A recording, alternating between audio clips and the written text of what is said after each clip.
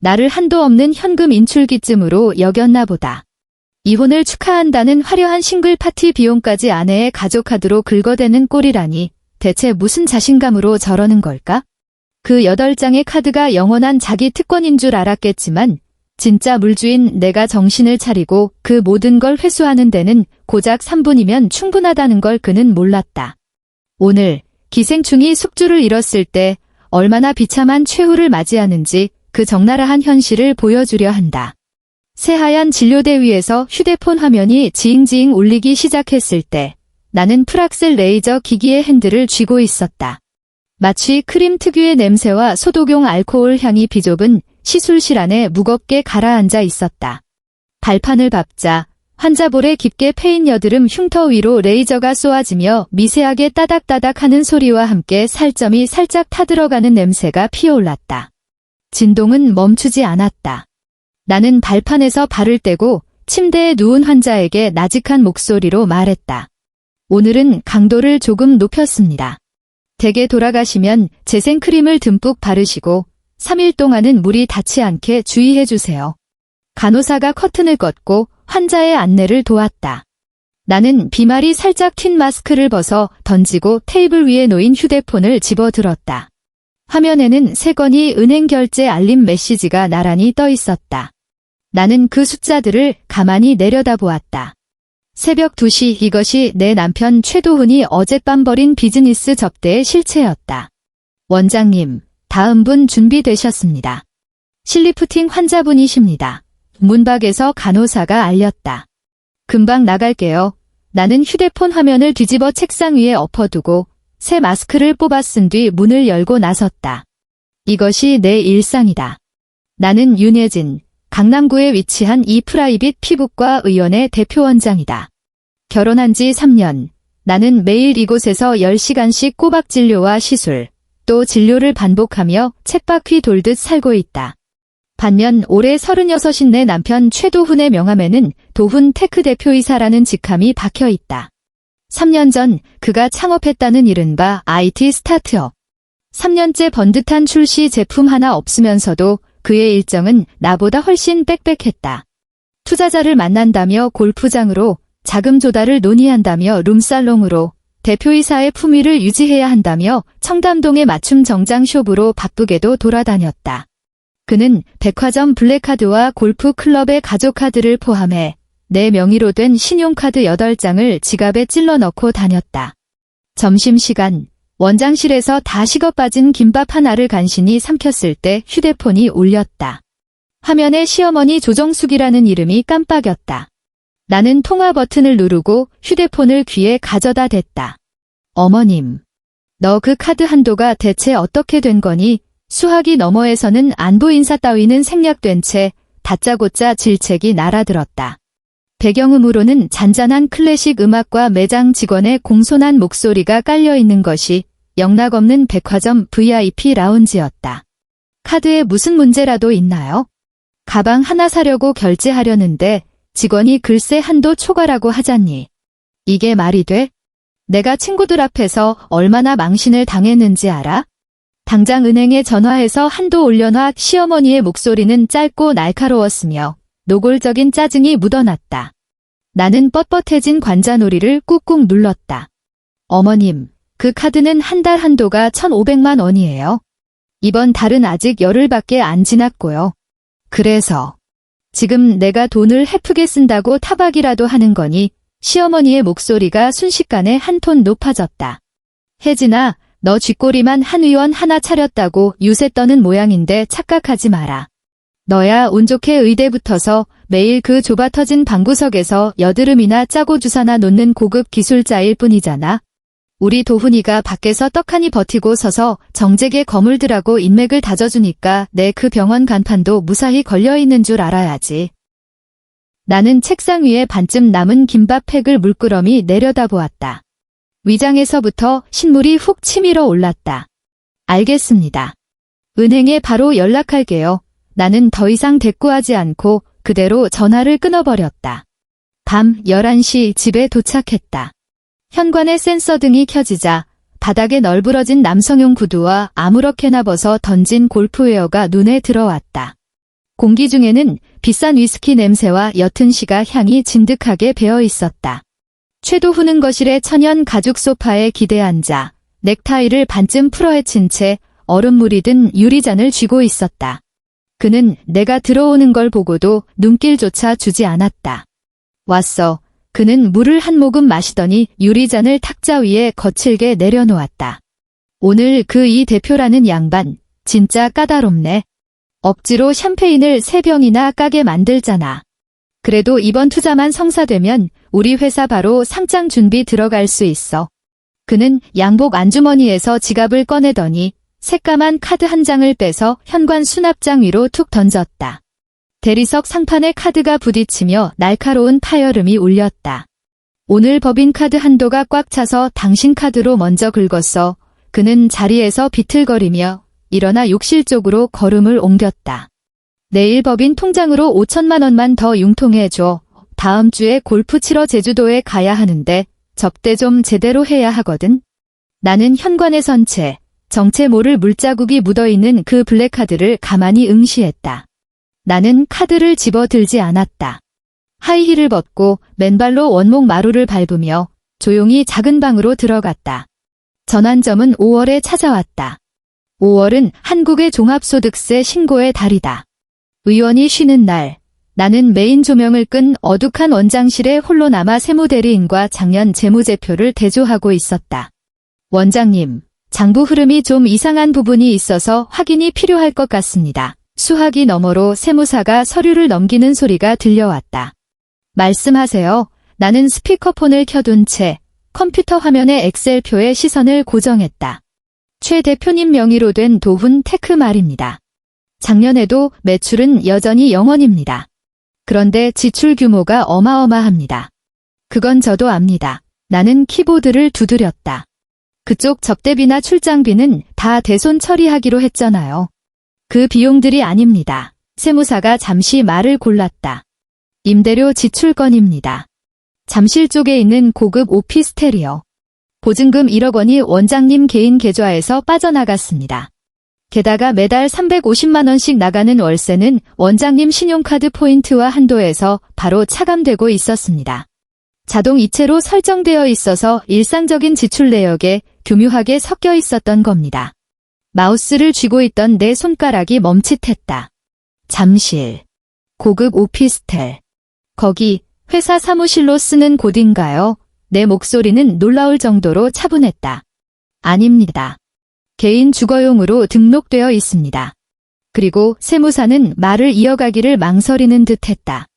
관리비 대납 기록을 보면 상주 인구가 2명으로 등록되어 있습니다.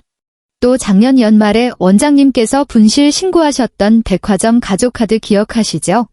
그 카드의 마지막 결제 내역들이 젊은 여성이 쓰는 고가의 스킨케어 세트와 향수들이었는데 배송지 주소가 바로 이 잠실 오피스텔이었습니다. 나는 아무 말도 하지 않았다. 모니터에서 뿜어져 나오는 서늘한 불빛만이 내 얼굴을 비추고 있었다. 원장님. 알겠습니다. 그 명세서들만 따로 추려서 보내주세요. 수고하셨습니다. 나는 전화를 끊었다. 세무사가 보낸 PDF 파일을 클릭했다. 한 건, 또 한 건, 시간, 장소, 금액, 택배 송장 번호, 잠실의 동호수. 나는 그 숫자들을 바라보며 최도훈이 새벽마다 술 냄새를 풍기며 귀가할 때 입에 달고 살던 투자자를 떠올렸고 백화점 VIP 라운지에 앉아 홍차를 홀짝이며 나를 깎아내리던 시어머니 조정숙을 떠올렸다. 나는 서랍을 열고 그 10여 장의 명세서를 모조리 인쇄했다. 프린터기에서 뱉어지는 종이들은 미세한 열기를 품고 있었다. 나는 그것들을 반듯하게 추려 서류 봉투 안에 밀어넣었다. 눈물은 나지 않았다. 그저 지난 3년간 위장 속에 꽉 막혀있던 지독한 신물이 순식간에 씻겨 내려가는 기분이었다. 그 자리를 대신한 건 메스로 피부를 갈라내듯 지극히 예리하고 명석해진 냉정함이었다. 밤 9시 집에 돌아왔다. 최도훈은 드레스룸에 서서 거울을 보며 택도 떼지 않은 새 골프웨어를 몸에 대보고 있었다. 지난달래 카드로 긁었던 바로 그 브랜드였다. 마침 잘 왔네. 그가 거울 너머로 나를 힐끗 보며 말했다. 이 옷 어때? 내일 박 회장님 모시고 라운딩 가는데 너무 빈티 나게 입고 갈 순 없잖아. 나는 주방의 아일랜드 식탁 앞으로 다가가 들고 온 서류 봉투를 거꾸로 탈탈 털었다. 10여 장의 인쇄용지가 대리석 상판 위로 스르륵 미끄러지며 흩어졌다. 잠실 오피스텔은 지낼 만에 나는 아일랜드 식탁을 사이에 두고 그를 똑바로 쳐다보며 물었다. 옷깃을 매만지던 최도훈의 손이 굳었다. 그는 몸을 돌려 종이 뭉치로 시선을 내렸다. 그의 얼굴에는 당황한 기색도 일말의 죄책감도 스치지 않았다. 그는 어슬렁어슬렁 다가와 서류를 대충 두어 장 들춰보더니 코웃음을 쳤다. 너 지금 내 뒤 캐냐? 그는 종이를 식탁 위로 신경질적으로 던졌다. 윤혜진, 너 지금 이런 천박한 짓거리로 내 남편을 감시라도 하겠다는 거야? 보증금 1억에 월세 350만 원, 거기다 매달 그 집으로 배달되는 화장품과 배달 음식들. 나는 종이 위 숫자를 손가락으로 가리켰다. 최도훈, 내 카드로 밖에서 딴 년 스폰해주고 있었니? 스폰은 무슨 얼어 죽을 스폰이야.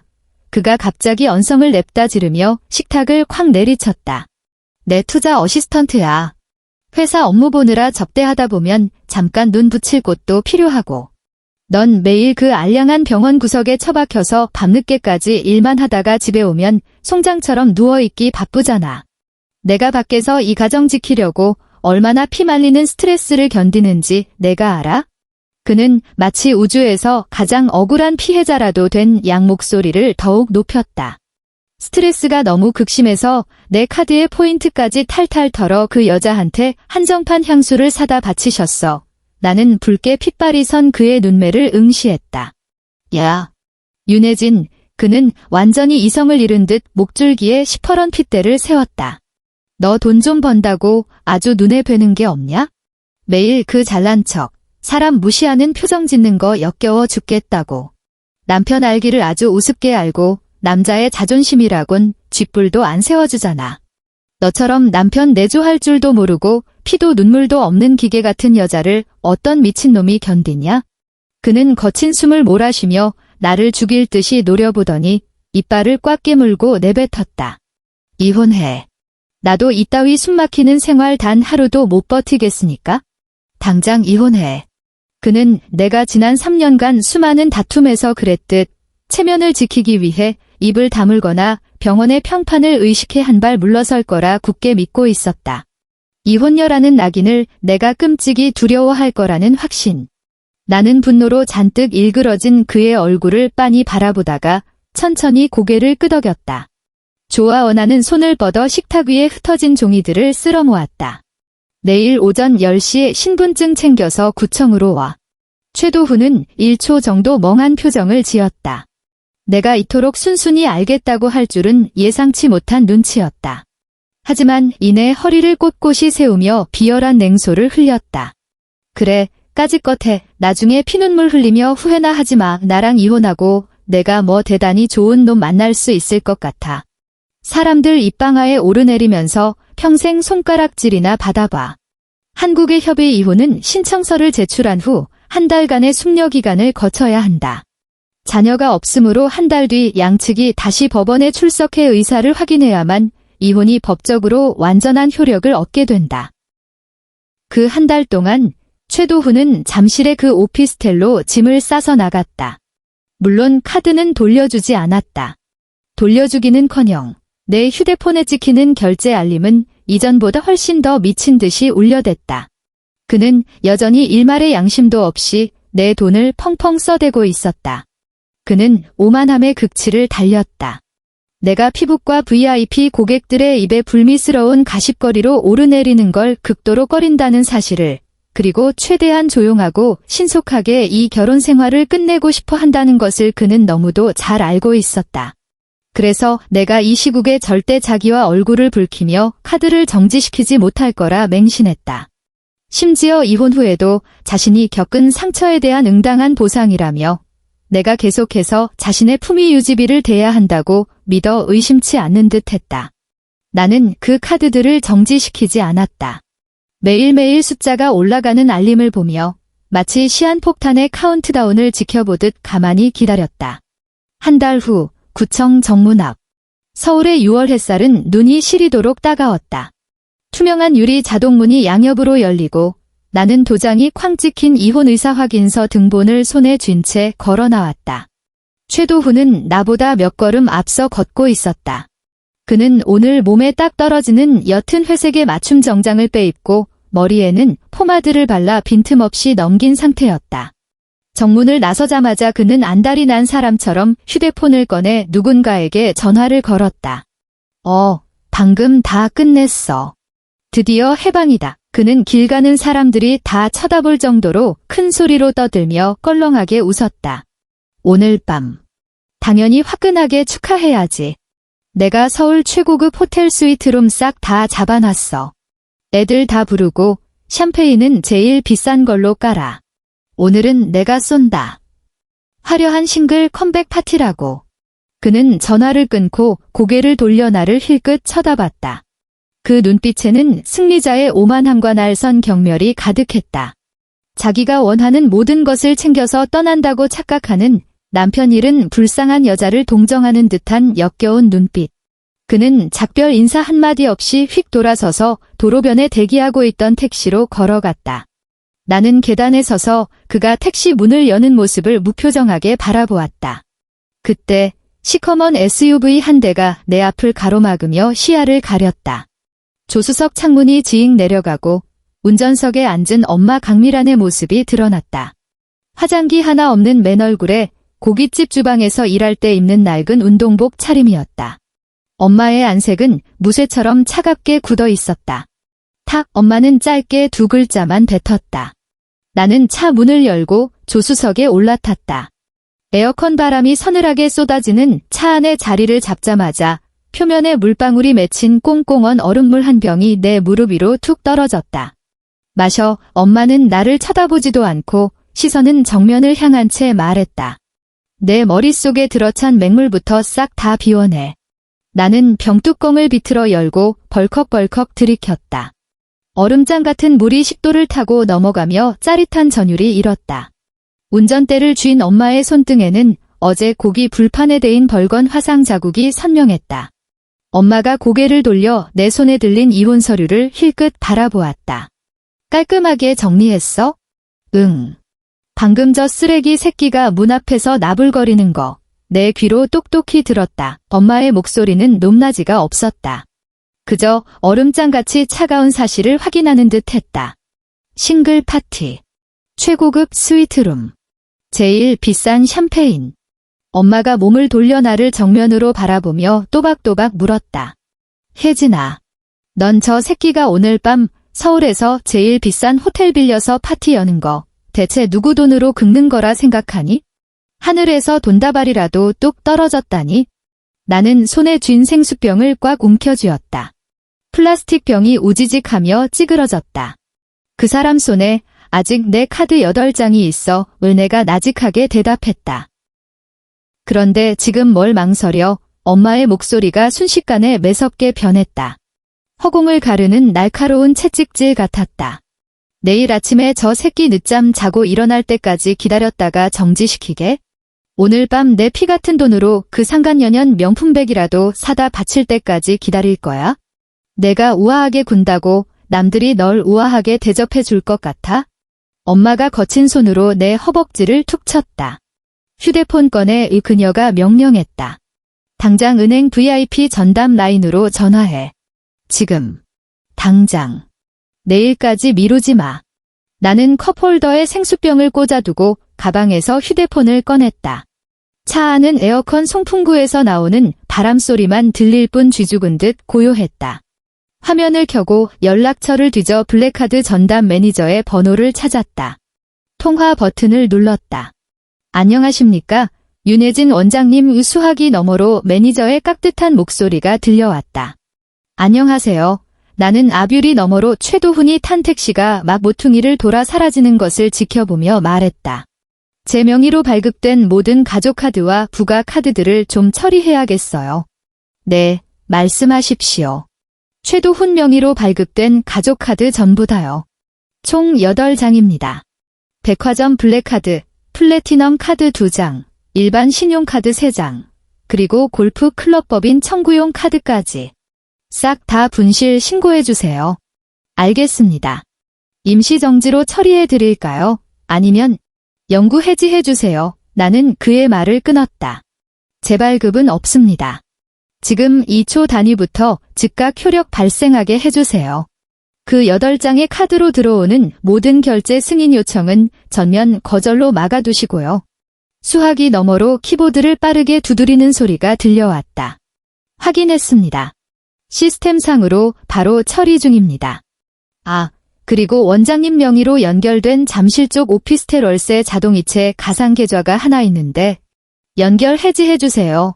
나는 차창 밖으로 쏟아지는 눈부신 햇살을 노려보았다. 그쪽으로 나가는 모든 비용 지불을 전면 중단하세요. 네, 윤 원장님. 요청하신 모든 지시, 사항이 처리 완료되었습니다. 지금 이 시간부로 해당 카드 8장은 모두 폐기 상태가 되었습니다. 나는 전화를 끊었다. 휴대폰 화면이 까맣게 꺼졌다. 나는 고개를 돌려 엄마를 바라보았다. 엄마는 시동을 걸고 엑셀을 힘껏 밟았다. SUV는 강남대로의 꽉 막힌 차들 사이로 부드럽게 합류했다. 지금 이 순간 최도훈은 택시 뒷자리에 앉아 오늘 밤 스위트룸에서 벌일 화려한 파티를 기대하며 한껏 들떠 있겠지. 지갑 속에 든 무한대로 긁힐 거라 믿어 의심치 않는 그 플라스틱 쪼가리 8장을 만지작거리면서 말이다. 엄마가 핸들을 거칠게 꺾었다. 아스팔트 바닥과 타이어가 마찰하며 짧고 날카로운 파열음을 냈다. 차가 대로변으로 진입했다. 앞유리로 쏟아지는 햇살이 새하얗게 부서졌다. 의원으로 돌아가 엄마가 전방위 신호등을 주시하며 엑셀을 밟았다. 오후에도 예약 꽉 차 있지? 네, 수술 3건이 연달아 있어요. 나는 휴대폰을 가방에 챙겨 넣었다. 가서 돈이나 벌어. 엄마의 목소리는 딱딱했고 얄팍한 위로 따윈 섞여 있지 않았다. 기생충 새끼 하나 때문에 내 오후 매출 깎아먹지 마. 그럴 가치도 없는 놈이니까. 나는 핸들 위에 얹어진 엄마의 손을 바라보았다. 화상을 입어 벌겋게 달아올랐던 상처 가장자리엔 이미 딱지가 앉아 있었다. 매일 고깃집 주방에서 수백 도를 오르내리는 숯불 화로를 껴안고 살며 남겨진 훈장 같은 흉터들.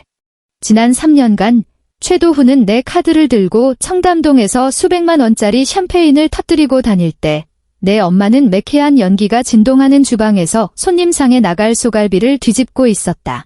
차가 의원 건물 앞에 멈춰 섰다. 나는 차 문을 열었다.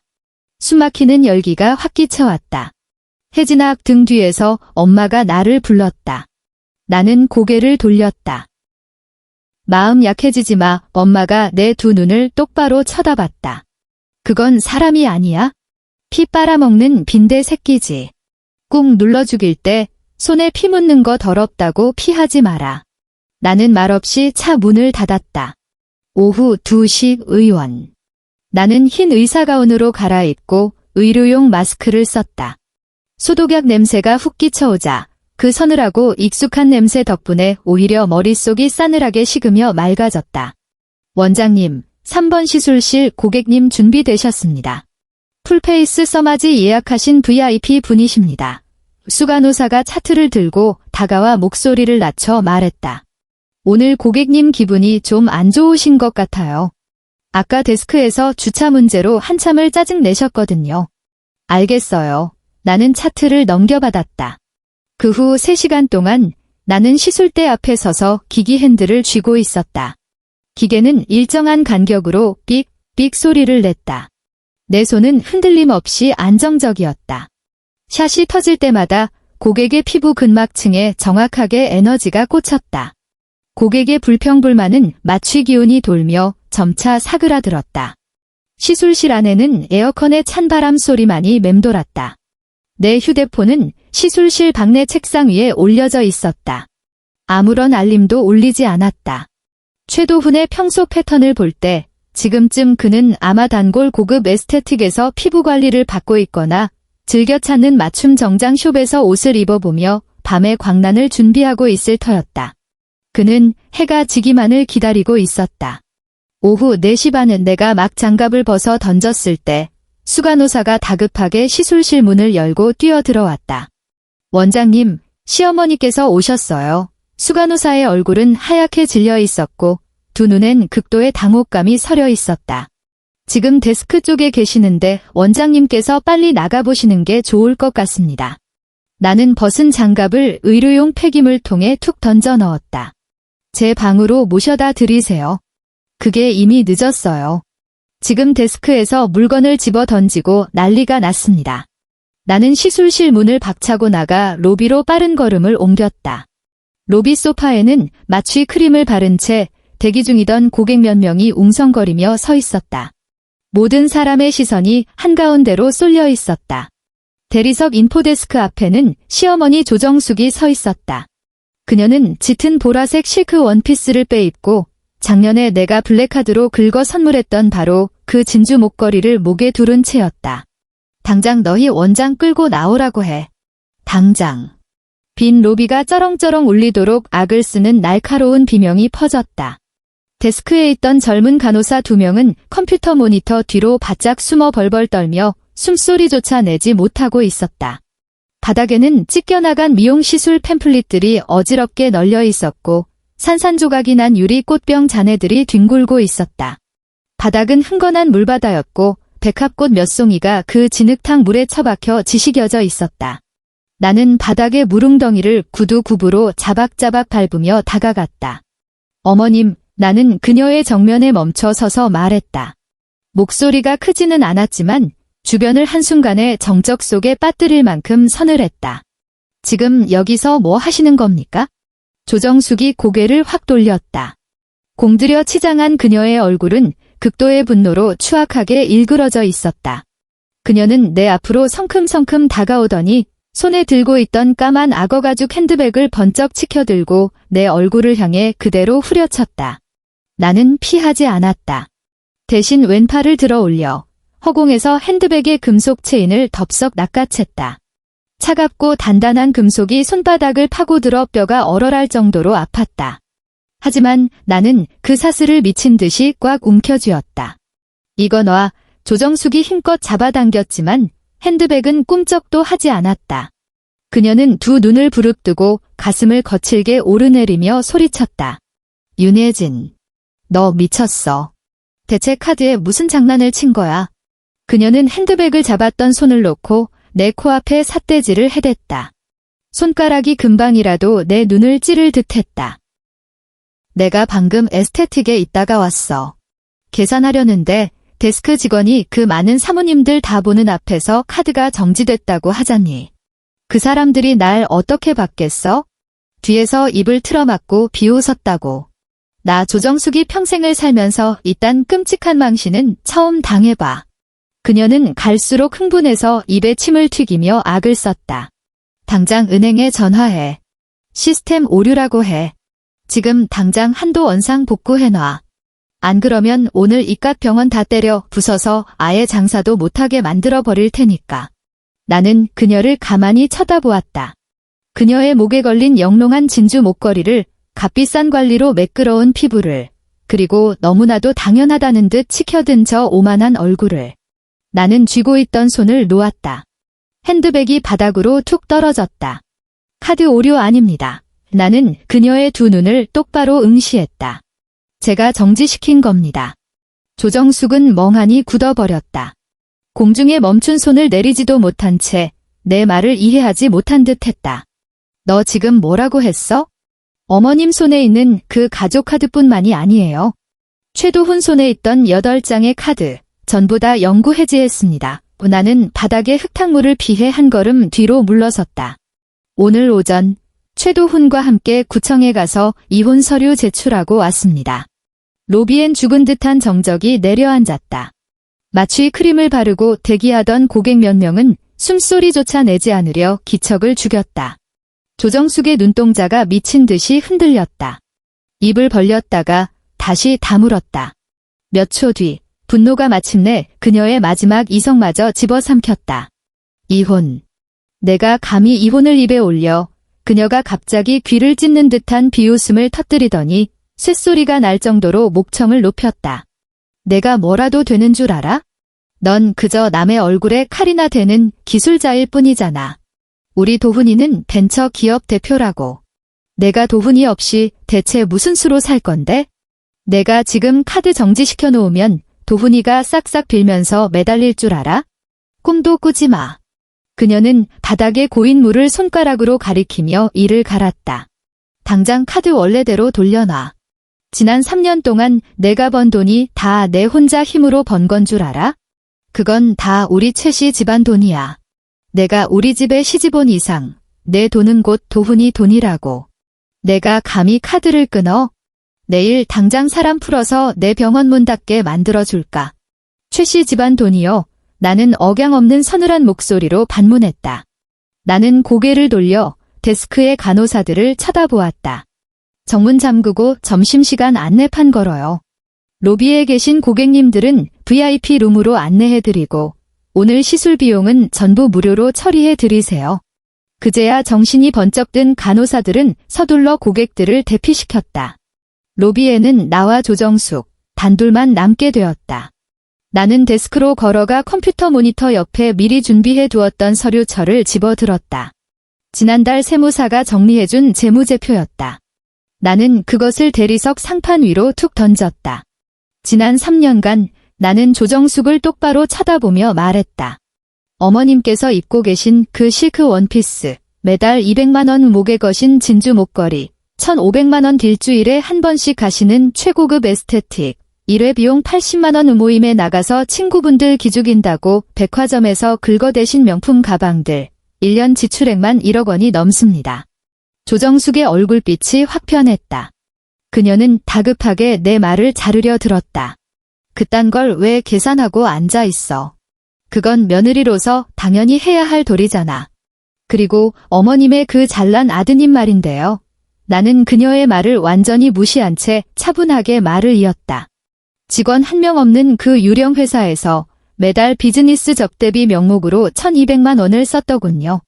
게다가 잠실에 자기 상간녀 명의로 얻어준 최고급 오피스텔, 보증금 1억 원에 월세 350만 원 그 모든 게 다 제 통장에서 빠져나갔습니다.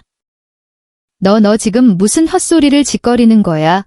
조정숙의 시선이 이리저리 흔들렸고 목소리에는 명백히 기운이 빠져 있었다.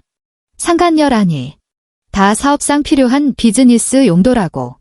이 모든 지출 내역, 단 한 푼도 빠짐없이 은행 거래 내역에 다 남아 있습니다. 나는 서류철 위에 손을 꾹 얹었다. 어머님, 아까 제게 최도훈 없이 대체 무슨 수로 살 거냐고 하셨죠. 이제 똑똑히 알려드릴게요. 전 최도훈과 이혼하면 당장 매달 제 통장에 최소 5천만 원의 현금이 고스란히 남게 됩니다. 나는 점점 창백하게 질려가는 그녀의 얼굴을 내려다보았다. 반면에 어머님과 그 잘난 아들은 저 없이 오늘 당장 저 에스테틱 결제할 돈조차 없는 빈털터리 신세고요. 조정숙은 나를 뚫어지라 노려보았다. 그녀의 입술이 파르르 떨렸다. 체면을 지키느라 언제나 한 발 물러서 주던 지난 3년간의 그 순진한 현금 인출기가 더 이상 아니라는 사실을 그녀도 마침내 깨달은 것이다. 하지만 뼛속까지 깊게 박힌 오만함은 끝내 고개를 숙이지 못하게 했다. 이 독사 같은 년 그녀가 이를 빠드득 갈며 말했다. 이딴 식으로 나오면 우리가 겁먹을 줄 알아? 도훈이 이제 곧 엄청난 투자금 받아올 거야. 그때 가서 내가 우리 집 대문 앞에서 무릎 꿇고 빌어도 절대 안 받아줄 테니까 그렇게 알아. 보안팀장님 은하는 더 이상 그녀에게 눈길조차 주지 않은 채 데스크의 내부 인터폰을 꾹 눌렀다. 유니폼을 입은 건장한 보안 요원 2명이 복도에서 튀어나왔다. 이분 밖으로 모셔요. 나는 정문을 손가락으로 가리켰다. 만약 안 나가고 버티시면 곧바로 경찰 부르세요. 죄목은 영업방해입니다. 보안 요원들이 조정숙에게 다가갔다. 윤혜진. 내가 감히 날 쫓아내. 이 은혜도 모르는 미친년아. 넌 천벌을 받을 거다. 조정숙은 발버둥을 쳤지만 결국 두 보안 요원에게 양팔을 붙들려 억지로 정문 밖으로 끌려나갔다. 그녀의 고급 실크 원피스는 질질 끌려가며 구깃구깃 뭉개졌고 바닥에 내동댕이 쳐진 그 악어 가죽 핸드백은 흙탕물 속에 덩그러니 버려진 채 아무도 죽지 않았다. 유리 자동문이 스르륵 닫히자 그녀의 발악하는 욕설도 완벽하게 차단되었다. 나는 그 자리에 선 채 바닥에 흩어진 깨진 유리 조각들을 가만히 내려다보았다. 청소 여사님 불러서 여기 좀 깨끗하게 치워주세요. 구석에 숨어있던 수간호사를 향해 말했다. 다음 대기 고객님께 5분 뒤에 시술 시작한다고 안내해 주시고요. 밤 9시. 집 문을 열고 들어섰다. 현관에는 여전히 최도훈의 구두 몇 켤레가 제멋대로 널브러져 있었다. 하이힐을 벗었다. 거실의 메인 조명은 켜지 않았다. 주방으로 들어가 수납장에서 제일 큰 100리터짜리 검은색 종량제 쓰레기 봉투를 꺼냈다. 현관으로 걸어갔다. 수백만 원짜리 수제화들을 빗자루로 쓸어 담듯 봉투 안에 처박았다. 드레스룸으로 향했다. 그가 애지중지하던 택도 안 뗀 골프웨어며 맞춤 정장, 넥타이들을 옷걸이째 북북 뜯어내어 쓰레기 봉투에 쑤셔 넣었다. 장식장 앞으로 다가갔다. 그가 자랑처럼 전시해 두었던 최고급 수입 위스키들을 꺼내 들었다. 뚜껑을 비틀어 열고 주방 싱크대볼에 남김없이 콸콸 쏟아부었다. 코를 찌르는 독한 알코올 냄새가 집 안 가득 퍼져나갔다. 나는 짙은 갈색 액체가 배수구를 타고 소용돌이치며 빠져나가는 모습을 가만히 지켜보았다. 귓가는 비현실적으로 고요했다. 밤 9시 30분. 아일랜드 식탁 위에 올려둔 휴대폰 화면이 번쩍하고 밝아졌다. 소리는 나지 않았고 짧은 진동만이 울렸다. 문자 메시지가 화면에 떠올랐다. 최도훈이 시도한 결제가 승인 거절되었다는 은행의 알림 내용이었다. 나는 그 글자들을 빤히 내려다보았다. 850만 원 이건 그저 에피타이저에 불과하겠지. 나는 빈 위스키 병을 쓰레기통에 툭 던져 넣었다. 둔탁하게 부딪히는 소리가 울렸다. 9시 35분 후 화면이 다시 한번 번쩍였다. 9시 37분. 그는 미친 듯이 카드를 바꿔가며 긁어대고 있었다. 블랙카드에서 플래티넘 카드로, 다시 일반 신용카드로. 지갑에 들어있던 그 플라스틱 쪼가리들을 한 장 한 장 필사적으로 꺼내어 결제기 앞으로 밀어넣고 있을 터였다. 그때마다 단말기는 아주 무자비하게 삑소리를 내며 거래 거절이 찍힌 영수증을 뱉어낼 것이다. 나는 아일랜드 식탁에 기대서서 화면에 연달아 찍히는 어마어마한 숫자들을 무표정하게 바라보았다. 2천만 원, 2,500만 원, 3,200만 원. 오늘 밤 그는 서울에서 구할 수 있는 제일 비싼 샴페인과 양주란 양주는 모조리 다 주문한 모양이었다. 그 허세 가득한 잡동사니 친구들과 상간녀 앞에서 곧 화려한 싱글로 돌아올 자신의 빵빵한 재력을 마음껏 과시하고 싶었겠지. 마침내 휴대폰 화면이 까맣게 꺼졌다. 결제 실패 알림도 멈췄다. 10분 뒤 밤 10시 15분. 휴대폰이 갑자기 미친 듯이 지잉지잉 울리기 시작했다. 이번엔 문자가 아니었다. 화면에 뜬 번호는 낯선 유선 전화 번호였다. 나는 그 번호를 응시하며 딱 3초를 기다린 뒤 통화 버튼을 누르고 스피커폰을 켰다. 휴대폰을 차가운 대리석 상판 위에 내려놓았다. 안녕하십니까? 혹시 윤혜진 원장님 되십니까? 수화기 너머로 극도로 정중하고 직업적인 남성의 목소리가 들려왔다. 배경음으로는 억누르려 애쓰는 듯한 웅성거림과 미세한 클럽 음악 비트가 깔려 있었다. 네, 맞습니다만. 늦은 시간에 실례가 많습니다. 저는 신라호텔 펜트하우스 스위트룸 당직 매니저입니다. 현재 최도훈 고객님께서 저희 호텔에 머물고 계신데 총 3,200만 원의 결제 금액이 발생했습니다. 하지만 고객님께서 제시하신 원장님 명의의 카드 8장이 모두 효력 상실이거나 분실 정지 상태로 확인되고 있습니다. 최 고객님께서는 은행 시스템 오류라고 강하게 주장하시며 원장님께 연락해 직접 승인 처리를 받아달라고 요구하셔서 이렇게 연락드렸습니다. 매니저의 목소리는 한없이 정중했지만 발음 하나하나에 힘이 잔뜩 들어가 있었다. 현장 분위기가 이미 수습 불가능할 정도로 험악해졌음이 안 봐도 뻔했다. 시스템 오류 아닙니다. 원하는 행주를 집어들고 대리석 상판의 물기를 천천히 닦아내며 말했다. 그 카드들 오늘 오후에 제가 직접 다 영구 해지시켰거든요. 수화기 너머에서 1초간 무거운 정적이 흘렀다. 그 직후 우당탕하는 거친 마찰음이 귓전을 때렸다. 누군가 강제로 전화기를 빼앗아든 것이 분명했다. 윤혜진. 너 시발 미쳤어. 최도훈의 이성을 잃은 포효가 스피커를 찢을 듯이 터져나왔다. 혀가 잔뜩 꼬여있는 걸 보니 술을 꽤나 처마신 모양이었다. 너 당장 은행에 전화해. 당장 그 카드 정지 풀어놓으라고. 내가 지금 어디 있는 줄 알아? 내 친구들 여기 다 모여있다고. 내가 감히 이 중요한 타이밍에 내 체면을 이따위로 뭉개? 그는 거친 숨을 씩씩 몰아쉬었다. 그 목소리에는 현실을 부정하고 싶은 마음과 극도의 공포가 끈적하게 묻어났다. 나는 상판을 계속 닦아내며 무미건조하게 대꾸했다. 지금 화려한 싱글 컴백 파티 중이라며 최 대표. 싱글이 됐으면 자기 술값은 자기가 알아서 계산하는 게 당연한 거 아닌가? 너 그는 말문이 막힌 듯 컥컥대더니 곧바로 미친 듯이 악을 썼다. 너 일부러 이랬지? 밤까지 기다렸다가 카드 정지시킨 거잖아. 이 지독한 년. 내가 이런다고 내가 내 발 밑에 기어 들어갈 줄 알아? 내가 분명히 말하는데 나 조만간 어마어마한 투자금 쏟아져 들어올 사람이야. 내 깐년이 쥐고 흔드는 그 알량한 푼돈 하나도 안 아쉬워. 아, 그래. 나는 행주를 싱크대 안으로 휙 던져 넣었다. 수화기 너머의 배경소리가 아주 또렷하게 들려왔다. 사람들의 수군거리는 소리가 귓가를 파고들었다. 얘야, 최도훈. 이거 어떻게 된 거냐? 너 아까 이 카드 내 회사 법인카드라고 떵떵거리지 않았어. 대놓고 비꼬는 한 남자의 목소리였다. 내 말이. 근데 왜 카드 명의가 내 마누라 이름이냐?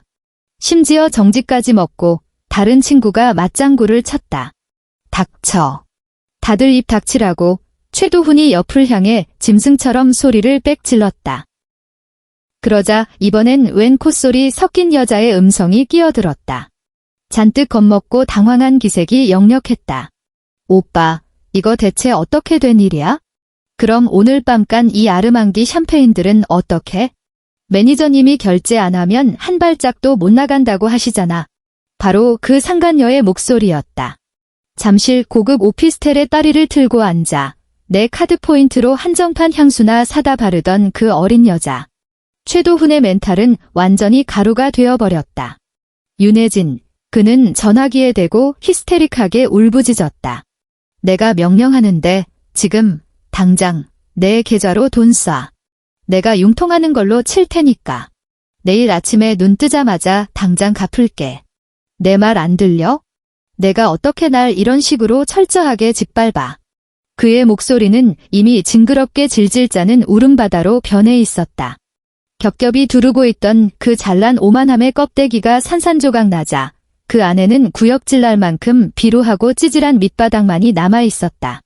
나는 창밖으로 펼쳐진 서울의 화려한 야경을 가만히 내려다보았다. 최도훈, 나는 폰을 향해 낮게 읊조렸다. 내가 그 잠실 오피스텔 월세로 걸어둔 자동이체, 그것도 싹 다 끊었어. 아, 그리고 저기 호텔 보안팀 일처리 엄청 확실하거든. 오늘 밤 그 3,200만 원 당장 결제 못하면 지체 없이 경찰 부를 거야. 아무쪼록 너의 그 화려한 싱글 파티 끝까지 즐겁게 보내길 바랄게. 윤혜진, 너 나한테 이러면 안 돼. 전화기 매니저님한테 다시 넘겨. 나는 단호하게 그의 말을 잘랐다. 몇 초간 엎치락뒤치락 실랑이 하는 소리가 나더니 다시 매니저의 차분한 목소리가 들려왔다. 네, 원장님. 매니저님. 그 8장의 카드는 전적으로 제 명의이며 이미 전면 폐기 처리된 상태입니다. 따라서 오늘 밤 발생한 그 어떠한 결제 대금도 저와는 일절 무관합니다. 호텔 측 내부 규정에 따라 원칙대로 처리하시기 바랍니다.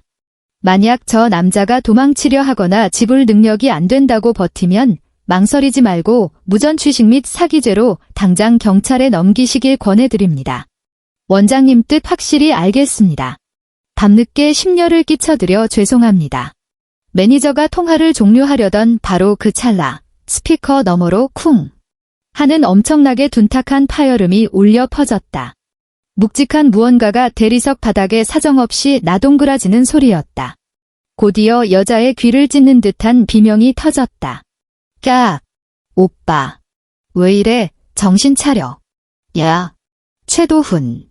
너 눈알이 왜 뒤집혀? 빨리! 빨리 119 불러. 얘 거품 물고 발작하잖아.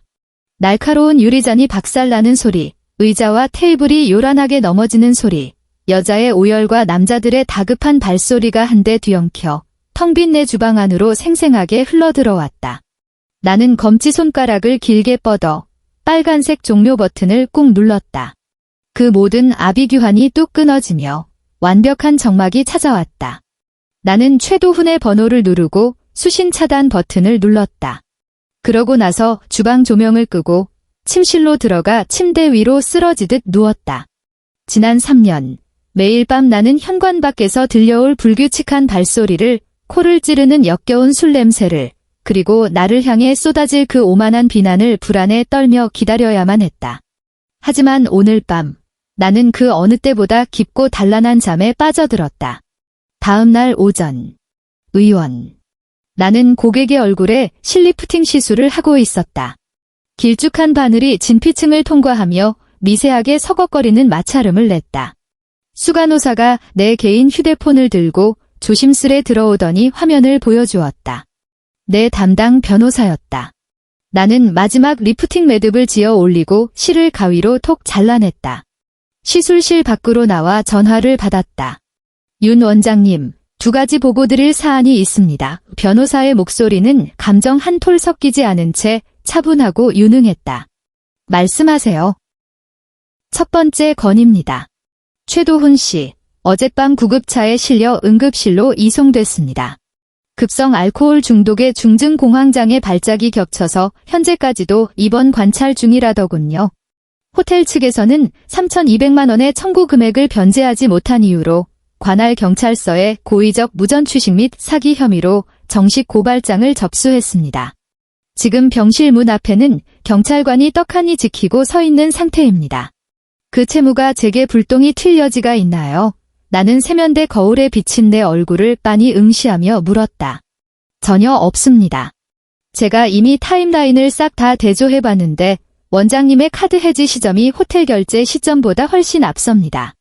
이 채무는 철저하게 최도훈 개인의 민사 책임으로 넘어갑니다. 그뿐만 아니라 그자가 입에 달고 살던 그 대단한 투자자 말입니다.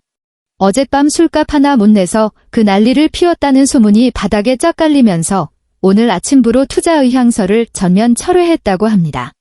그 알량한 유령 회사도 이제 완전히 끝장난 거죠. 나는 수도꼭지를 틀었다. 얼음장같이 차가운 물이 손에 묻은 수술용 라텍스 장갑의 파우더, 가루를 말끔히 씻어냈다. 두 번째 건은요?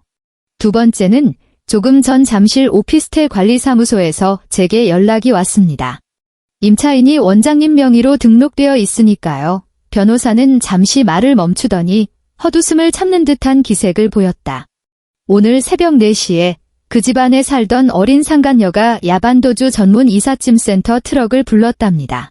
돈 될 만한 자기 명품들은 싹 다 챙긴 건 물론이고 오피스텔에 풀옵션으로 딸려있던 수백만 원짜리 최고급 가전제품의 벽에 걸린 빌트인 TV까지 모조리 뜯어가서 중고마켓에 팔아넘겼다더군요. 지금 집안은 폭탄 맞은 것처럼 난장판이고 현관문은 활짝 열려있는 상태입니다. 그 여자, 최도훈의 모든 연락처를 싹 다 차단하고 잠적했답니다. 세면대로 쏟아지는 물소리만이 시원하게 귓가를 때렸다. 그 어린 내연녀는 세상 누구보다도 냄새를 맡는 촉이 기가 막혔던 거다. 최도훈이 최고급 스위트룸에서 단돈 10원 한 장 결제하지 못하고 바닥에 개새끼처럼 쓰러져 거품을 무는 그 처참한 꼴을 두 눈으로 똑똑히 목격한 순간 이 남자의 화려한 껍데기 속이 텅텅 비어있다는 진짜 실체를 단박에 알아챈 것이다. 기생충이란 원래 숙주가 파먹을 것 하나 없는 빈 깡통이라는 걸 깨닫는 순간 세상 누구보다 잽싸게 들러붙었던 촉수를 거두고 도망치는 법이니까. 입주 청소 업체 하나 불러서 싹 다 치우세요. 나는 수도꼭지를 돌려 잠갔다. 그런 다음 집주인에게 연락해서 임대차 계약 중도 해지하시고요. 그 보증금 1억 원. 당장 제 개인 통장으로 반환하라고 하세요. 위약금 물어내라고 하면 떼어주고서라도 최대한 빨리 털어내세요. 알겠습니다. 그 밖에 더 지시하실 사항 있으십니까? 다음 달 법원 이혼 숙려기간 끝나는 최종 확인 기일에 그 인간 무조건 제 발로 나와서 도장 찍게 만드세요. 그 점은 걱정 마십시오. 그 자식 지금 깜빵 안 가려고 사돈의 팔촌까지 싹 다 뒤지며 돈 빌리러 다니느라 정신이 없습니다. 이혼건으로 원장님 심기를 거스르며 딴지 걸 배짱 따위 지금 그놈한텐 1g도 남아있지 않을 겁니다. 통화가 끝났다. 나는 핸드타월로 손의 물기를 뽀송하게 닦아내고 문을 열어 다음 시술실을 향해 당당한 걸음을 내디뎠다. 저녁 8시.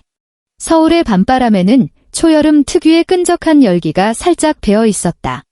나는 그 텅 빈 서늘한 아파트로 돌아가지 않았다. 차를 몰아 퇴근길 정체로 꽉 막힌 한남대교를 지나 어느 허름하고 낡은 뒷골목 어귀에 차를 세웠다. 세월에 찌든 때와 기름때가 잔뜩 낀 미닫이 유리문을 드르륵 밀고 들어갔다.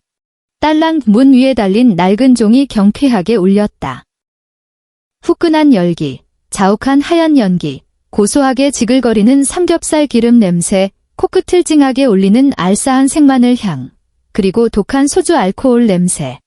수십 명의 손님들이 한데 엉켜 왁자지껄 떠들어대는 그날 것의 소음들이 순식간에 내 온몸을 포근하게 감싸 안았다. 이곳은 엄마의 고깃집이다. 우아하게 흐르는 클래식 선율도 빳빳하게 각 잡힌 유니폼을 입은 서버도 없다. 끈적거리는 양철 원통형 테이블과 새까만 숯 그을림이 덕지덕지 앉은 구불구불한 배기통만이 천장에 매달려 있을 뿐이다. 엄마는 벽쪽 구석 테이블에 서서 행주로 기름 낀 철판 위를 벅벅 닦아내고 있었다. 종소리가 들리자 엄마가 무심하게 고개를 들어 나를 힐끗 쳐다보았다. 약속 시간보다 10분 늦었다. 엄마는 들고 있던 행주를 플라스틱 양동이 안으로 툭 던져 넣었다. 올림픽대로가 좀 막혔어. 엄마는 가게 맨 안쪽 구석에 유일하게 비어있는 테이블 하나를 턱끝으로 가리켰다. 저기 가서 앉아. 나는 성큼성큼 다가와 등받.